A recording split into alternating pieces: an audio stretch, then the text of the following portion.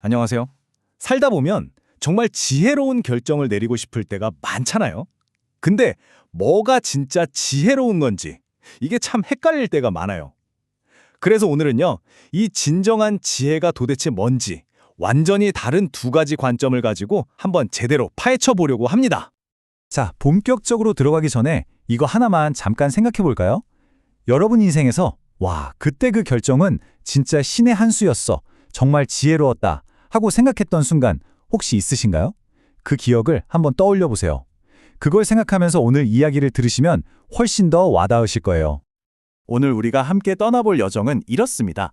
먼저 힘의 덫에 빠졌던 고대 유다 이야기로 시작해서요. 시간을 구원하는 법과 진정으로 보는 법에 대해 알아볼 거고요. 그 다음엔 아주 흥미로운데 가장 똑똑한 바보라는 사례를 통해 인간 지혜의 한계도 한번 짚어볼 겁니다. 그리고 마지막으로 그렇다면 진짜 지혜의 기초는 어디에 있는지 그 답을 찾아보겠습니다. 자, 그럼 첫 번째 이야기, 나로 힘의 덫입니다. 배경은 고대 유다 왕국인데요. 당시에 정말 어마어마한 제국이었던 아시리아의 위협을 받고 있었어요. 말 그대로 나라의 운명이 경각에 달린 상황이었죠. 여기서 그들은 엄청난 선택의 기로에 서게 됩니다. 그 딜레마가 바로 이겁니다. 한쪽에는 보이지 않는 신의 약속이 있었고요. 다른 한쪽에는 눈앞에 떡하니 버티고 있는 초강대국 이집트의 군사력이 있었어요. 여러분이라면 뭘 선택하시겠어요? 이건 정말 보이지 않는 믿음과 보이는 힘의 정면 대결이었던 거죠. 자, 여기서 진짜 재밌는 게 뭐냐면요. 유다의 선택이 겉으로 보기엔 너무나도 합리적이었다는 거예요. 한번 보세요. 이집트가 가진 군사력, 전차가 무려 1200대, 기병이 6만 명입니다. 이게 감이 잘 안 오시죠? 지금으로 치면 최신의 탱크랑 장갑차로 무장한 막강한 기갑사단 같은 거예요. 이런 압도적인 힘이 눈앞에 있는데 이걸 선택하는 게 당연한 거 아니겠어요? 이게 바로 세상이 말하는 지혜죠. 하지만 신의 관점은 완전히 달랐습니다. 선지자 이사야를 통해서 이런 말씀을 하시는 거죠. 이집트는 사람일 뿐 신이 아니고 그들의 말은 살덩어리일 뿐 영이 아니다.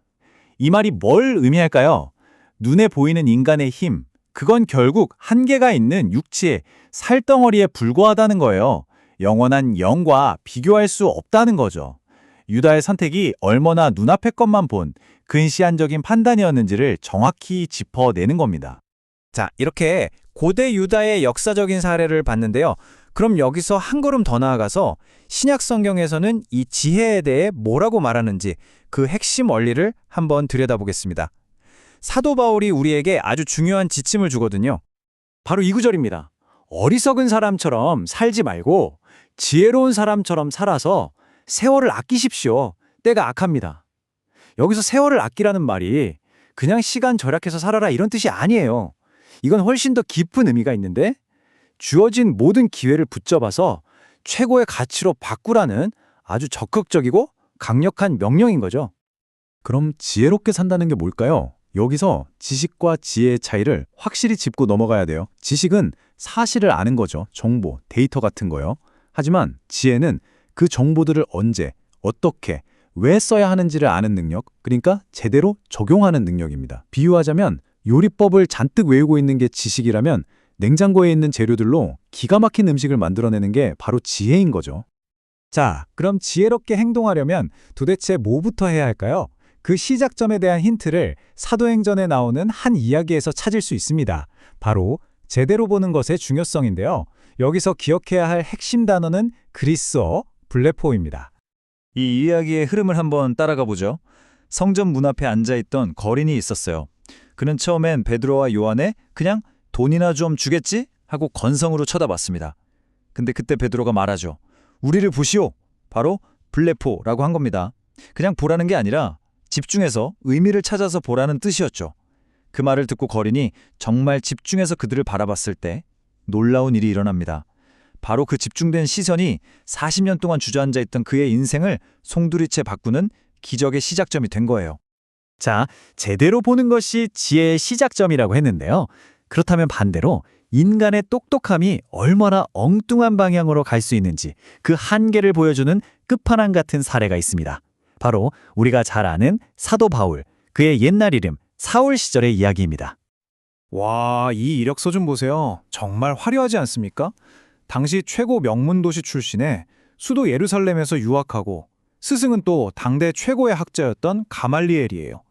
거기다 엘리트 집단인 바리세파 소속에 열정까지 넘쳤어요. 세상의 기준으로 보면 이보다 더 완벽할 수 없죠. 그냥 넘사벽 엘리트, 가장 지혜로운 사람의 표본이었던 겁니다. 그런데 여기서 정말 소름 돋는 반전이 있습니다. 그렇게 똑똑하고 열정적이었던 그의 지혜가 그를 어디로 이끌었을까요? 놀랍게도 하나님이 하시는 일을 가장 앞장서서 방해하고 박해하는 자리로 이끌었어요. 스스로는 하나님을 위해 가장 지혜롭게 일한다고 확신했는데 실제로는 하나님과 정면으로 싸우고 있었던 거죠. 이게 바로 인간의 지혜가 얼마나 무섭게 빗나갈 수 있는지를 보여주는 가장 극적인 예시입니다. 우리가 보통 똑똑하다고 할 때 두 가지 종류가 있잖아요. 이걸 북스마트랑 스트리트 스마트라고 부르는데요.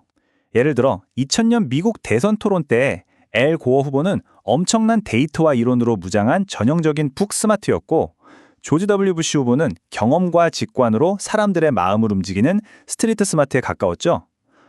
세상에서는 이 두 가지 다 굉장히 유용한 지혜로 쳐주잖아요. 맞습니다. 그런데 성경은요, 이 두 가지를 뛰어넘는 제3의 지혜가 있다고 말합니다. 책에서 오는 것도 아니고 세상 경험에서 오는 것도 아니에요. 바로 신적인 근원, 즉 말씀으로부터 오는 지혜. 이걸 한번 워드 스마트라고 불러보면 어떨까요? 자, 그럼 이제 거의 다 왔습니다. 이야기의 결론인데요. 그렇다면 이 워드 스마트, 이 진짜 지혜는 도대체 어디서부터 시작되는 걸까요? 그 모든 지혜의 기초가 되는 근본 원리가 뭔지 지금 바로 공개하겠습니다. 바로 이 말씀입니다. 여호와를 경외하는 것이 지혜의 근본이요. 모든 것의 핵심이죠. 여기서 경외한다는 게 그냥 무서워하고 두려워한다는 뜻이 아니에요. 그건 나보다 훨씬 더 크고 위대한 존재, 신적인 권위를 인정하고 그분 앞에서 나 자신을 바로 세우는 태도를 말하는 겁니다. 그게 바로 지혜의 시작점이라는 거죠. 그러니까 오늘 이야기의 최종 결론은 이거예요. 성경이 말하는 진짜 지혜는 내가 무엇을 얼마나 많이 아느냐의 문제가 아니라는 겁니다. 그보다 훨씬 더 중요한 건 내가 누구를 아느냐는 거죠. 내 지식, 내 경험을 넘어선 절대적인 기준이 되는 그분을 알고 그분과의 관계 안에서 세상을 바라보는 것. 바로 이 관점의 전환이야말로 진짜 지혜의 시작인 겁니다. 자, 오늘 이야기를 마무리하면서 마지막으로 여러분 자신에게 이 질문을 한번 던져보셨으면 좋겠습니다. 지금 나의 지혜는, 내 삶의 크고 작은 결정들은 과연 어떤 기초 위에 세워지고 있나요? 고대 유다처럼 눈에 보이는 힘인가요? 아니면 눈에 보이지 않더라도 영원한 진리 위에 서 있나요? 한번 깊이 생각해 볼 만한 질문인 것 같습니다.